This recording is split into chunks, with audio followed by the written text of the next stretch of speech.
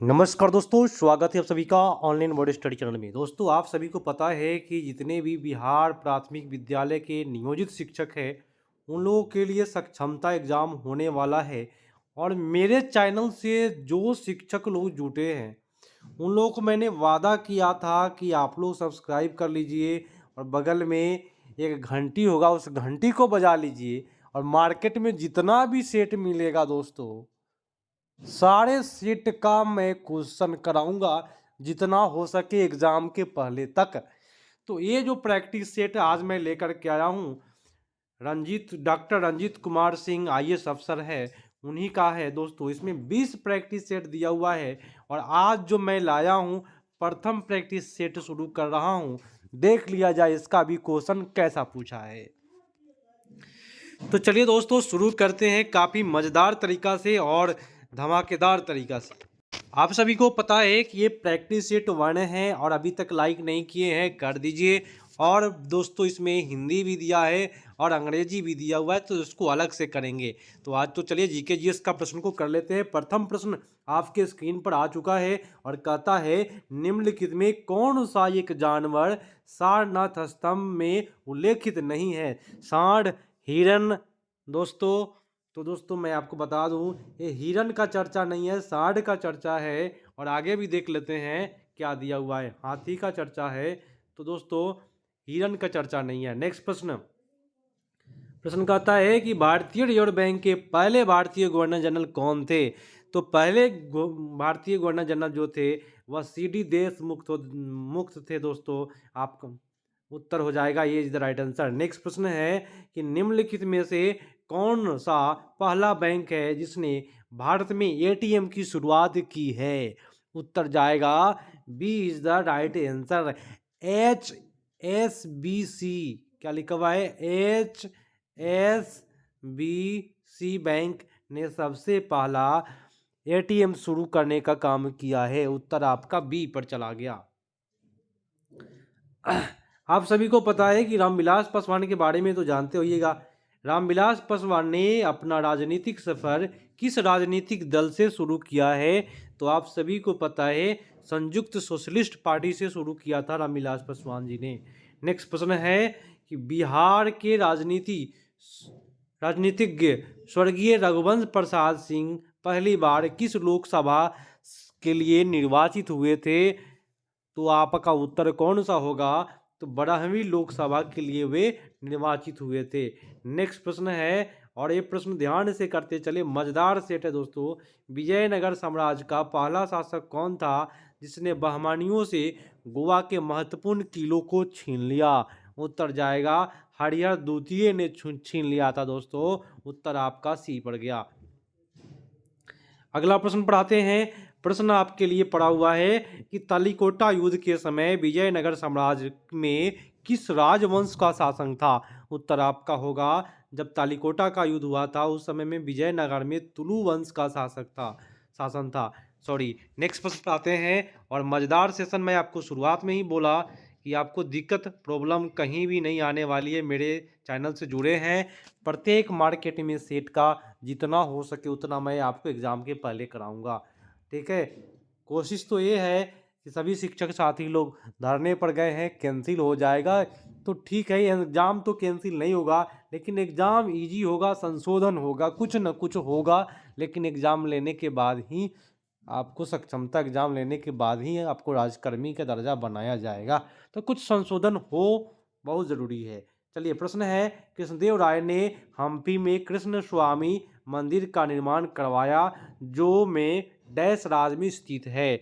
उत्तर आपका चला जाएगा कर्नाटक राज्य में दोस्तों।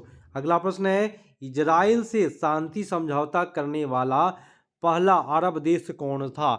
तो पहला अरब देश था दोस्तों बहमनी था, जो इजराइल से समझौता किया है। नेक्स्ट प्रश्न है कि निम्नलिखित में कौन सी एजेंसी ने संयुक्त रूप से रोगाणुरोधी प्रतिरोध पर एक स्वास्थ्य प्राथमिक अनुसंधान एजेंडा लॉन्च किया है? तो उस एजेंसी का नाम है, कौन सा एजेंसी होगा? तो उपयुक्त एक से अधिक है, खाद्य कृषि भी है, स्वास्थ्य संगठन भी है, विश्व पशु स्वास्थ्य संगठन भी है। नेक्स्ट है कि सत्याग्रह की अभिव्यक्ति होती है, क्या होती है? तो सत्याग्रह का होता है दोस्तों असहयोग में, क्या होगा, असहयोग में। नेक्स्ट प्रश्न है, मुस्लिम लीग ने पृथक मुस्लिम राष्ट्र की मांग को कब स्वीकार किया? उत्तर चला जाएगा, कब स्वीकार किया है मुस्लिम लीग ने? तो मैं आपको उत्तर बता दूं, 1940 ईस्वी में। कब किया है? 1940 ईस्वी में कराची अधिवेशन में स्वीकार किया गया था। इस बात को ध्यान रखें आप सभी कोई। और सबसे पहले जो पाकिस्तान शब्द दिया था चौधरी रहमत अली साहब। तो इनमें से कोई नहीं उत्तर होगा। नेक्स्ट है कि स्वतंत्र भारत का पहला गवर्नर जनरल कौन था? मैं आपको 270 प्रश्न कराया हूँ, जरा उस 270 प्रश्नों को एक बार देख करके प्रत्येक सेट में आप आकर के देखिएगा, हर सेट में आपको 270 प्रश्न में से मिल जाएगा। ये गारंटी देता हूं मैं, क्योंकि मैं जो भी कराया हूं सिलेबस पर कराया हूं। स्वतंत्र भारत का प्रथम गवर्नर जनरल कौन था? उत्तर जाएगा सी राजगोपालाचारी। नेक्स्ट प्रश्न है दोस्तों कि स्वतंत्रता के पश्चात किस राज्य में पहली गैर कांग्रेसी सरकार बनी थी? पहली गैर कांग्रेसी सरकार जो बना था वह कहाँ बना था? तो मैं आपको बताऊं, इसमें तो कोई उत्तर है नहीं, तो मैं बता दूं, सबसे पहले जो बना था वह दक्षिण भारत के केरल राज्य में। कहाँ बना था? केरल राज्य में बना था गैर कांग्रेसी सरकार। नेक्स्ट है, राजा राम मोहन राय ने किसके विरुद्ध ऐतिहासिक विरोध किया था? तो भाई सती प्रथा के विरोध में। नेक्स्ट है कि वर्षों पहले हमने नियति से वादा किया था कि 14 अगस्त 1947 की मध्यरात्रि के समय यह कथन किसने कहा था? उत्तर चला जाएगा जवाहरलाल नेहरू साहब कहे हैं। उत्तर आपका C is the right answer. Next है कि कोलकाता मुंबई मद्रास में उच्च न्यायालय की स्थापना कब हुई थी? तो दोस्तों ये जो हुआ है 1862 ईस्वी में हुआ है। नेक्स्ट प्रश्न पर आते हैं। अभी तक जितने शिक्षक साथी लोग हैं घबराए नहीं, मेरे चैनल से जुड़े हैं, सब्सक्राइब करके बगल में घंटा होगा उस घंटा को बजा लीजिए सबसे पहले। उसके बाद जितने सेट है सारे सेट आपको प्रत्येक दिन 3 वीडियो मेरे चैनल से मिल रहा है सभी को, और सभी को काफ़ी प्यार भी दे रहे हैं। अधिकांश स्कूलों में मेरा वीडियो चल रहा है, आप सभी को पता है कि अधिकांश स्कूल के शिक्षकगण ये वीडियो देख रहे हैं, क्योंकि भाई इतना बुक खरीदना असंभव है एक आदमी के लिए। ठीक है, चलिए। और पढ़ने के लिए, खरीदने के लिए संभव नहीं है, पढ़ने के लिए संभव, टाइम नहीं मिल पाता है भाई, 5 बजे तक खटना, उसके बाद तो वीडियो के माध्यम से आप स्पीड बढ़ा करके कम समय में देख सकते हैं। इंडिया फॉर इंडिया किताब किसने लिखी? 270 प्रश्न जो मैंने कराया है उस प्रश्न का ये प्रश्न टकरा रहा है दोस्तों। 270 कर लीजिए एक बार, और जो कर लिया दोस्तों उनका प्रत्येक प्रश्न कहीं से भी नहीं छूटने वाला है भारतीय राष्ट्रीय आंदोलन का।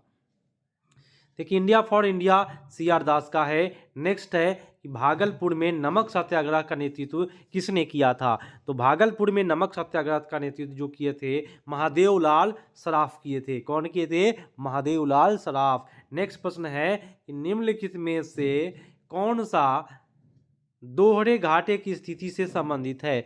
दोहरे घाटे से संबंधित है। उत्तर आपका होगा राजकोषीय घाटा, चालू घाटा, राजस्व घाटा। तो उपयुक्त से एक से अधिक। नेक्स्ट है विश्वव्यापी तापन तथा संभावित परिणाम क्या हो सकता है? तो क्या हो सकता है मेरे दोस्तों? उत्तर जाएगा, एक सेकेंड, 51 का जो उत्तर जाएगा मेरे प्यारे साथियों वह 3 पर जाएगा, तट रेखा में परिवर्तन। नेक्स्ट प्रश्न पर आइए और ध्यान से थोड़ा सा प्रश्नों को देखिए। प्रश्न कहता है कि निम्नलिखित में कौन सा कथन सही है? तो चलिए भाई सभी कथनों को पढ़ लेते हैं, कौन सा सही बोल रहा है। वायुमंडल ताप में बढ़ोतरी से वायु की नमी धारण करने की क्षमता कम हो जाती है। तो ये बात क्या है? गलत है। ताप में वृद्धि से वायु दाब कम हो जाता है, ये भी आपका क्या है? गलत बात है। निक्षेपण अंतता को वायु के प्रति घन मीटर में ग्राम में व्यक्त किया जाता है, ये भी गलत है। तो इसमें से कोई उत्तर है ही नहीं सही। आपका अगला प्रश्न है कि जो वन चक्रवातों के अवरोधों का कार्य करते हैं वे कौन से हैं दोस्तों? जो चक्रवात को रोकने का काम करता है तो मैंग्रोव वन हो जाएगा। उत्तर B is the right answer. विश्व की 25% भूमि को आच्छादित करने वाला सबसे बड़ा वन कौन सा है? तो सबसे बड़ा वन होगा साइबेरिया टाइगा का वन। ठीक है, अगला प्रश्न आपके लिए आ गया है, कहाँ के वृक्ष कम अथवा अधिक समय के लिए पत्तियों से रहित हो जाते हैं? तो कहाँ का ये वृक्ष है दोस्तों? तो ये वृक्ष हो जाएगा, मैं आपको बताऊं, शुष्क अथवा ग्रीष्म ऋतु में जो पत्तियां होता है दोस्तों। इसमें जो उत्तर है सदाबहार वन, टाइगा वन, जंगली, इसमें से कोई उत्तर है नहीं। कहाँ के वृक्ष अधिक समय के लिए पतिया से रहित हो जाते हैं? तो जो शुष्क इलाका है, जो ग्रीष्म इलाका है, वहाँ पे ऐसा होता है। ठीक है, तो उत्तर कुछ दिया ही नहीं है। नेक्स्ट है कि बृहद हिमालय स्थित एक ठंडा रेगिस्तान है। तो ठंडा रेगिस्तान लद्दाख होगा मेरे दोस्तों। अगला प्रश्न है, नागा, खासी, गारो की पहाड़ियाँ, ये जो पहाड़ियाँ हैं, मैं डायरेक्ट उत्तर बताता हूँ। पूर्वी श्रेणियाँ भारत में उत्तर पूर्वी हिमालय का ये भाग है दोस्तों। उत्तर आपका चला जाएगा, जहाँ भी ऑप्शन हो हिमालय वह आपका सही जाएगा। तो हिमालय में भी आपका उत्तर इसमें दिया हुआ है फंसा करके। पूर्वांचल पर्वतमाला में क्या होगा? पूर्वांचल में। उत्तर आपका जो जाएगा ए होगा। नेक्स्ट है, निम्नलिखित में भारत में सबसे शुष्क क्षेत्र कौन सा है? तो भारत का मेवाड़ जो क्षेत्र है वह सबसे शुष्क है। चलिए, आराकान योमा प्रसार उस हिमालय का है जो स्थित है। ये कहाँ पे स्थित है? तो म्यांमार में दोस्तों। उत्तर आपका बी पर जाएगा। नेक्स्ट है कि देवरीगढ़ वन्यजीव अभ्यारण्य के बारे में निम्नलिखित में कौन सा सही है? उत्तर जो जाएगा यहाँ 60 का बी पर जाएगा। इसकी स्थापना 1985 ईस्वी में हुई थी। नेक्स्ट प्रश्न है कि नागार्जुन सागर बांध का निर्माण किस नदी पर हुआ है? तो ये जो नदी था कृष्णा नदी पर हुआ है। ठीक है, नेक्स्ट है कि राष्ट्रीय राजमार्ग संख्या 1 का ये लेह को डैश दर्रा से जोड़ते हुए कश्मीर घाटी को जोड़ता है। उत्तर चला जाएगा, जोजिला दर्रा को जोड़ने का काम करता है। कौन? तो राष्ट्रीय राजमार्ग संख्या 1। नेक्स्ट है, छोटा नागपुर का पठार क्षेत्र में देखे जाने वाला पैटस बोले तो धब्बा क्या है? मतलब जो दोस्तों ये जो धब्बा है वह लेटेराइट निक्षेप के कारण ये धब्बा दिखाई देता है। अगला प्रश्न, और प्रश्न काफ़ी बड़ा है, देख लेते हैं क्या लिखा हुआ है। कोई व्यक्ति भारत के 3 अलग अलग राज्यों में स्थित रणथंभौर, गिर, बांदीपुर राष्ट्रीय उद्यान देखना चाहता है। इस संदर्भ में निम्नलिखित में किस राज्य में जाने की आवश्यकता नहीं है? तो भाई मैं आपको बता दूं, ये जो रणथंभौर है वो राजस्थान में है, गिर गुजरात में है, बांदीपुर कर्नाटक में है। ठीक है, तो भाई बाकी सारे ऑप्शन को हटा लीजिए, कहाँ जाने की आवश्यकता आपको नहीं है। तो 64 का उत्तर जो चला जाएगा वह मध्य प्रदेश जाने की आवश्यकता नहीं है, क्योंकि बांदीपुर जो है वह मध्य प्रदेश नहीं है, बांदीपुर कर्नाटक में है। और बांधवगढ़ की बात करता तो बांधवगढ़ मध्य प्रदेश में है। क्या है? बांधवगढ़, बांधवगढ़ मध्य प्रदेश। और वही रहता बांदीपुर लिखा हुआ है, तो बांदीपुर जो है वह कर्नाटक है दोस्तों। ठीक है, तो ध्यान से करना है प्रश्नों को। नेक्स्ट प्रश्न है, और ये शायद मिलान करने वाला प्रश्न है, और डिस्प्ले उतना बड़ा है नहीं कि मैं आपको मिलान कर दूं। फिर भी मैं आपको बता दूं, बांदीपुर कर्नाटक है, गिर आपका गुजरात है, मानस असम है, रोहला नेशनल पार्क जो है यह हो जाएगा रोहला नेशनल पार्क, तो ये हिमाचल प्रदेश का भाग है। रोहला नेशनल पार्क जो है दोस्तों, मेरे प्यारे शिक्षक साथियों, वो कहाँ का है? हिमाचल प्रदेश का है। तो आप लोग मिलान कर लीजिएगा, जब जानकारी मिल जाएगी तो मिलान हो ही जाएगा। चलिए, पूर्व प्रतिस्पर्धा की स्थिति में किसी फर्म की संतुलन अवस्था निर्धारित होती है जब जब क्या हो? तो जब सीमांत राजस्व जो है वह अधिक होना चाहिए सीमांत लागत से। ठीक है, अगला प्रश्न है कि नियंत्रित मुद्रास्फीति की मध्य अवस्था है जिसे कहा जाता है। इसको क्या कहा जाता है? तब प्रत्याव प्रत्यय स्फीति कहते हैं। तो आपका उत्तर जो जाएगा ए इज द राइट आंसर। अगले प्रश्न पर आते हैं। चलिए प्रश्न है 68 नंबर प्रश्न है, ध्यान से करना है। निम्नलिखित में कौन सा एडम स्मिथ के अनुसार कराधान के कैनन में नहीं आता है? उत्तर चला जाएगा साधारणता का कैनन, ये नहीं आता है।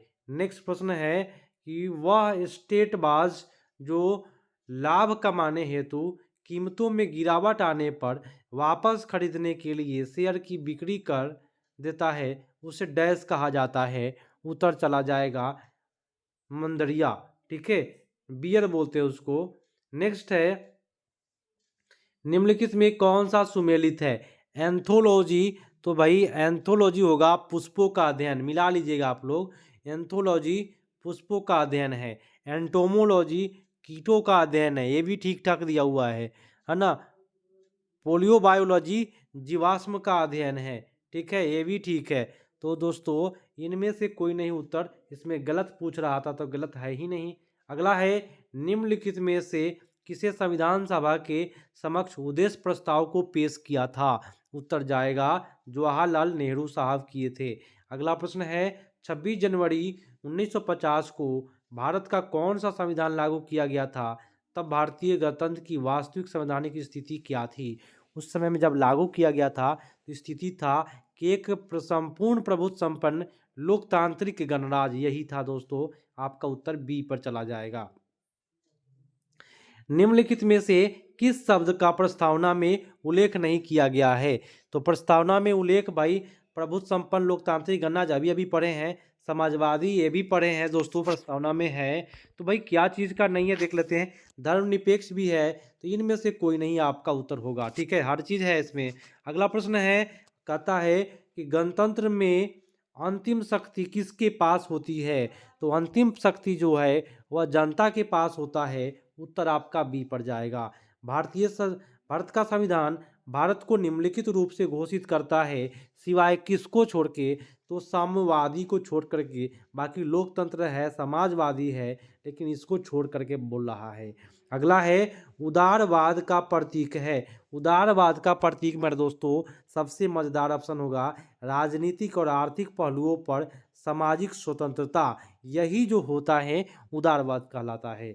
नेक्स्ट है कि बिहार में सर्च लाइट समाचार पत्र के संपादक कौन थे? ये काफ़ी हिट प्रश्न है, जो उनका नाम है सर्च लाइट का 77 नंबर प्रश्न है दोस्तों, एक सेकेंड। बिहार में सर्च लाइट पत्र के संपादक कौन थे? तो एक आप लोगों से रिक्वेस्ट है कि मैं आप सभी जितने भी शिक्षक साथी लोग हैं, कहीं से भी इस प्रश्न का उत्तर यदि आपको जानकारी हो तो मैं चाह रहा हूं कि आप लोग कमेंट में उत्तर जरूर करें कि बिहार में जो सर्च लाइट समाचार पत्र के संपादक कौन थे। आपको बताना है, इस ऑप्शन में हो तो बताना है, और नहीं हो तो भाई कहीं से भी गूगल करके आप लोग कमेंट करके ज़रूर बताएं कि सर्च लाइट और लिखे, उसके बाद कमेंट करें कि इस समाचार पत्र का संपादक कौन थे, ठीक है। तो ध्यान से उत्तर आप लोग करिएगा। आज का सवाल आप लोग के लिए यही है, कमेंट में जवाब देना है सर्च लाइट समाचार पत्र के संपादक कौन थे। कमेंट में जवाब देना है सर्च लाइट लिख करके, और जवाब लिख देना है। तुरंत जवाब को देखा जाएगा और लाइक किया जाएगा आप लोगों के जवाब को, ठीक है। नेक्स्ट प्रश्न है, भारत के संविधान में कितनी अनुसूचियां हैं? तो भारत के संविधान में जो अनुसूचियां है वो आपका होगा 11 अनुसूचियां है दोस्तों अभी तो संविधान में, ठीक है। पहली अनुसूची भारत राज्यों का संघ है। 11 12 दोस्तों, 11 नहीं दोस्तों, सॉरी 12 अनुसूचियां है, 22 भाग है, ठीक है, 12 अनुसूचियां है। तो इसमें जो उत्तर होगा इनमें से कोई नहीं हो जाएगा, ठीक है। अगले प्रश्न पर आते हैं, भारतीय संविधान के किस अनुसूची में राज्यों के नाम उनके क्षेत्रों का उल्लेख किया जाता है? तो वह पहली अनुसूची है, आपका उत्तर हो जाएगा, ये इज द राइट आंसर। निम्नलिखित में किस अनुसूची में देश के विभिन्न राज्यों में अनुसूचित क्षेत्रों और अनुसूचित जनजाति के प्रशासन नियंत्रण का उपबंध किया गया है? उत्तर चला जाएगा 5वीं अनुसूची में। क्या होगा? 5वीं अनुसूची में ये सब मैटर का उल्लेख किया गया है। नेक्स्ट है, एक साधारण सूक्ष्मदर्शी में अंतिम प्रतिबिंब होता है। एक साधारण सूक्ष्मदर्शी में अंतिम प्रतिबिंब होता है तो कैसा होता है? आभासी, आवर्धित और सीधा। नेक्स्ट है, निम्नलिखित में कौन सा शब्द ध्वनि तरंगों से संबंधित नहीं है? उत्तर होगा, ध्वनि से कैंडिला का कोई मतलब नहीं है, हर्ट्ज है, डेसिबल है। नेक्स्ट है, वर्तमान नहीं, वातावरण के अंदर थोड़ा सा हर चीज़ देखना पड़ता है, कमेंट देखना पड़ता है, उसके बाद मोबाइल का स्क्रीन देखना पड़ता है कि, और सबका संचालन करते करते थोड़ा कभी कभी मिस्टेक होता है, तो उसके लिए मैं आप लोगों से क्षमा मांगता हूँ कि ऐसा ना हो, कोशिश करता हूँ। चलिए, क्या लिखा हुआ है? वातावरण के अंदर क्षैतिज ऊष्मा अंतरण को क्या कहा जाता है? तो क्या कहते हैं क्षैतिज ऊष्मा अंतरण को? तो अभिवहन कहते हैं। बोले तो यहाँ पे अभिवहन कहते हैं, हिंदी में बोलते हैं एंडवेक्शन कहते हैं इसको, है ना। नेक्स्ट प्रश्न है, निम्नलिखित में से किस अम्ल का प्रयोग एस्प्रिन बनाने में किया जाता है? तो एस्प्रिन बनाने के लिए सैलिसाइक अम्ल का प्रयोग किया जाता है। नेक्स्ट है कि हेमेटाइट अयस्क किस खनिज का है? तो हेमेटाइट जो होता है वो लोहा का होता है। अगला है, निम्नलिखित में कौन सा अम्ल सेब में उपस्थित होता है? तो सेब में आपका होगा मैलिक अम्ल दोस्तों। उत्तर आपका सी पर चला जाएगा, सबसे मजेदार। नेक्स्ट प्रश्न पर आते हैं, फटाफट करेंगे, काफी जीके जीएस का प्रश्न इसमें दिया हुआ है। हाँ, 87 नंबर प्रश्न है, डिलोनिक्स रेजिया रेफिन वैज्ञानिक नाम है? ये भाई किस वैज्ञानिक का नाम है? तो होगा गुलमोहर का। ठीक है, गुलमोहर का ये वैज्ञानिक नाम है। उत्तर आपका हो जाएगा B is the right answer. और ये आपका नेक्स्ट प्रश्न पर आते हैं। प्रश्न है, मानव कंकाल परीक्षण किसके लिए किया जाता है? ये जो होता है आंतरिक आयु ज्ञात करने के लिए। मानव शरीर में कुल कितनी अस्थियां हैं?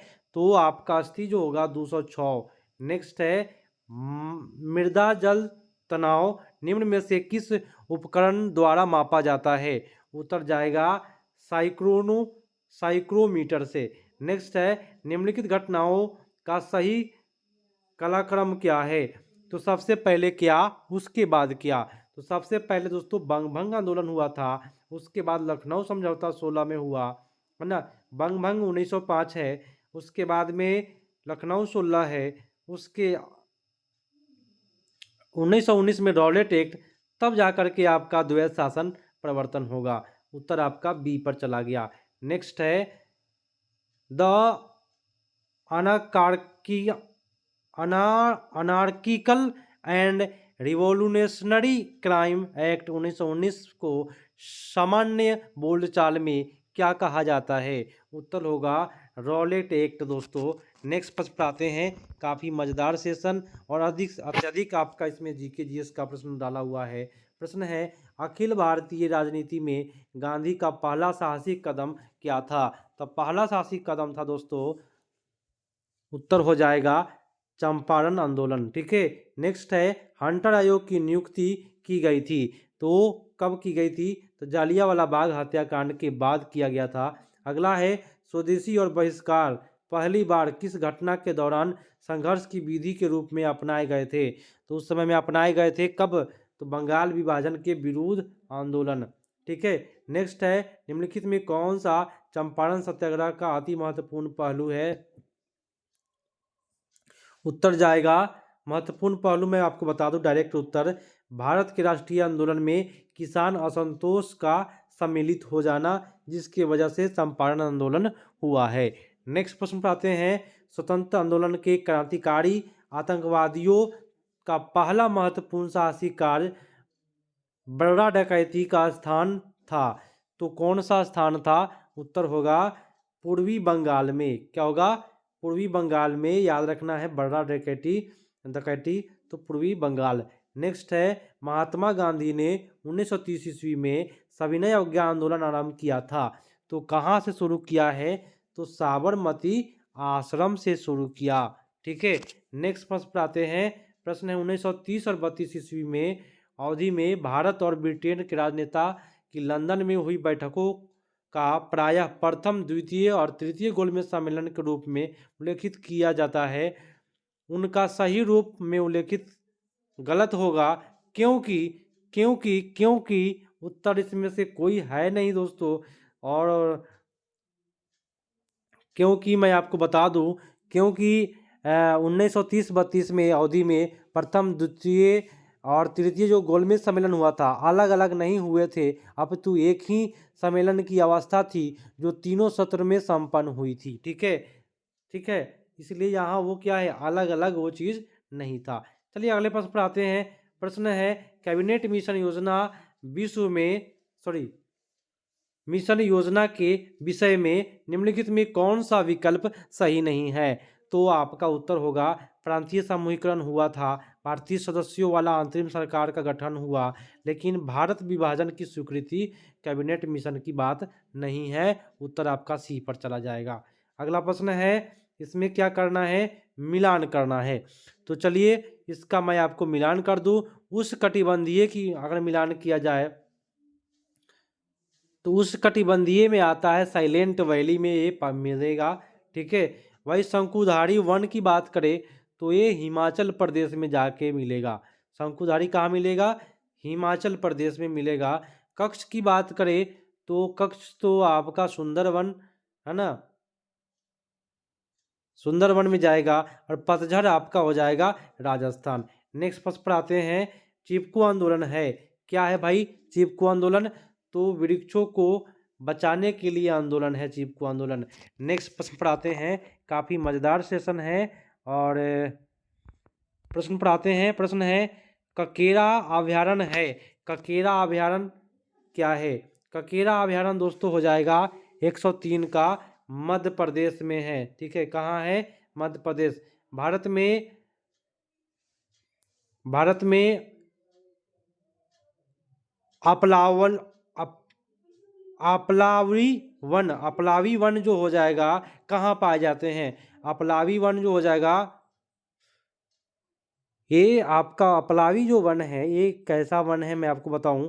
अपलावी वन जो है वह नदियों के किनारे बाढ़ के कारण जो वन मुख्यतः उग आते हैं उसको अपलावी वन कहते हैं।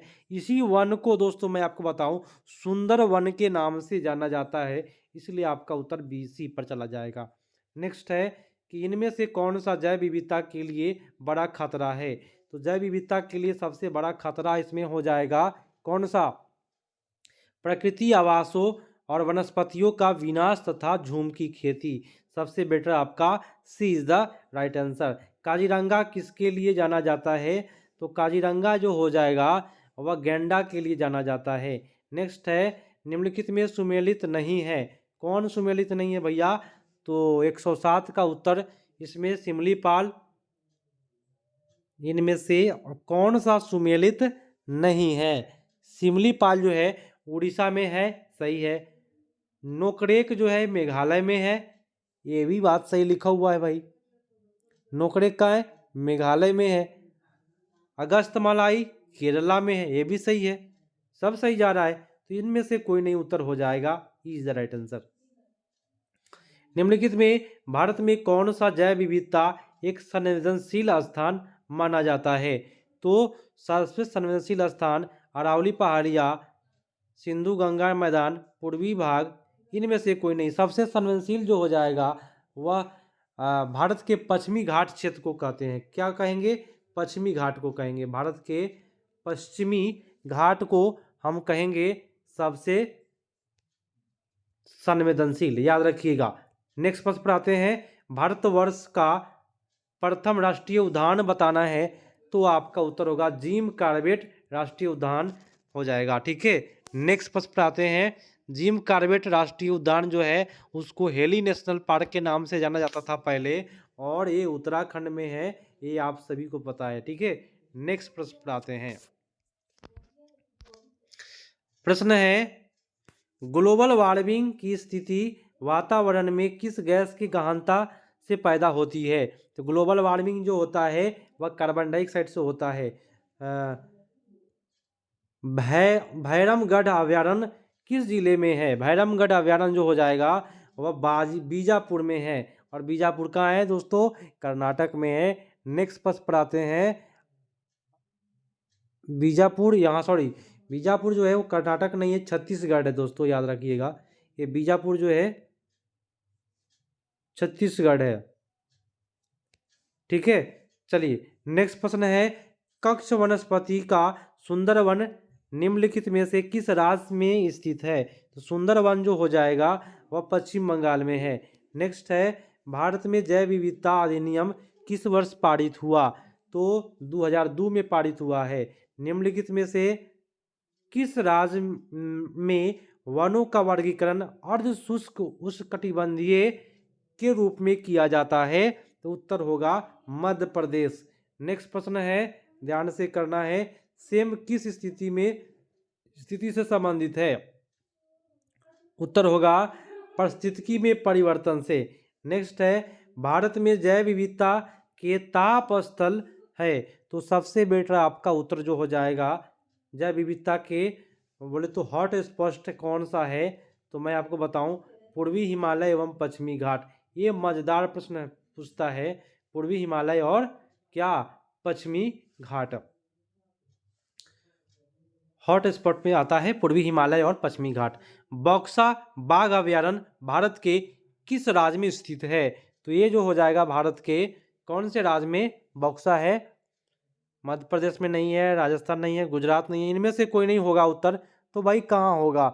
मैं आपको बता दूं, ये जो है पश्चिम बंगाल के अलीपुर द्वार में स्थित है दोस्तों। क्या होगा?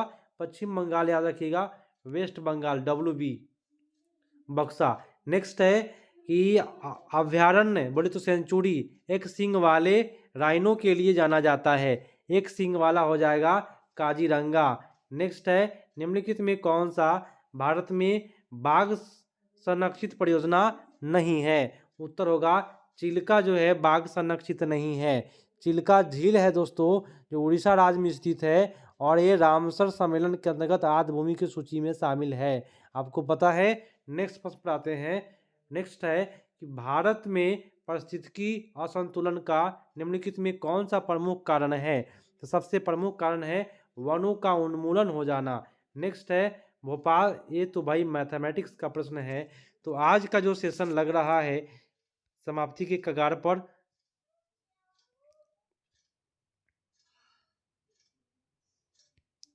एक दो प्रश्न और बचे हुए हैं, उसको देख लेते हैं। हाँ, निम्नलिखित में रचनात्मक आकलन का उचित उपकरण नहीं है। तो भाई पेडागोजी भाई आ गया यहाँ पे। तो कौन सा उचित उपकरण नहीं है? ये पेडागोजी का प्रश्न है। उत्तर आपका होगा, देखिए, सत्र परीक्षा जो है ये रचनात्मक में नहीं आता है। ये क्या चीज़ में आता है? तो पेडागोजी का तो ऑपरेशन कर दिया जाएगा। ये योगात्मक आकलन में आता है, रचनात्मक। ठीक है, तो पेडागोजी पूछा जा रहा है यहाँ पे। एक दो प्रश्न, तो ये सब प्रश्न पेडागोजी का आता नहीं है दोस्तों। इसको ख़त्म करते हैं। ठीक है, एक बच्चा है जो 100 को वाज पढ़ता है और अंतर नहीं कर पा रहा है, तो इस प्रकार के जो प्रश्न आता है इसको डिसलेक्सिया पकड़ लेता है। ठीक है, चलिए अगला प्रश्न पर आते हैं। कहता है 1900, लास्ट प्रश्न है अंतिम, 1931 में बिहार समाजवादी पार्टी का गठन किसने किया था? तो किया था नरहरि पारिख साहब किए हैं, नरहरि पारिख साहब। तो मेरे दोस्तों, आज का जो प्रश्न है, आज का जो प्रश्न था, यदि इस प्रश्न में कोई भी प्रश्न का आंसर यदि हमसे गलत हुआ होगा, क्योंकि भाई बहुत सारा इलेक्ट्रॉनिक चीज़ को करते हुए वीडियो बनाया जाता है, एडिटिंग नहीं करना पड़ता है, कोई एडिटिंग नहीं है इसमें। तो भाई फ्लो में अगर कोई हमसे गलतियां हुई हो तो प्लीज़ आप लोग कमेंट करके ज़रूर बताएं कि इस प्रश्न का जवाब ये होगा। ठीक है, और भाई जितने भी शिक्षक साथी है आप लोग हमसे जुड़े हैं तो सब्सक्राइब करके बगल में घंटा होगा उसको दबा लेना है, लाइक करके जाना है, शेयर करना है अधिक से अधिक। मिलते हैं अगले पार्ट में, तब तक के लिए धन्यवाद। जय हिंद।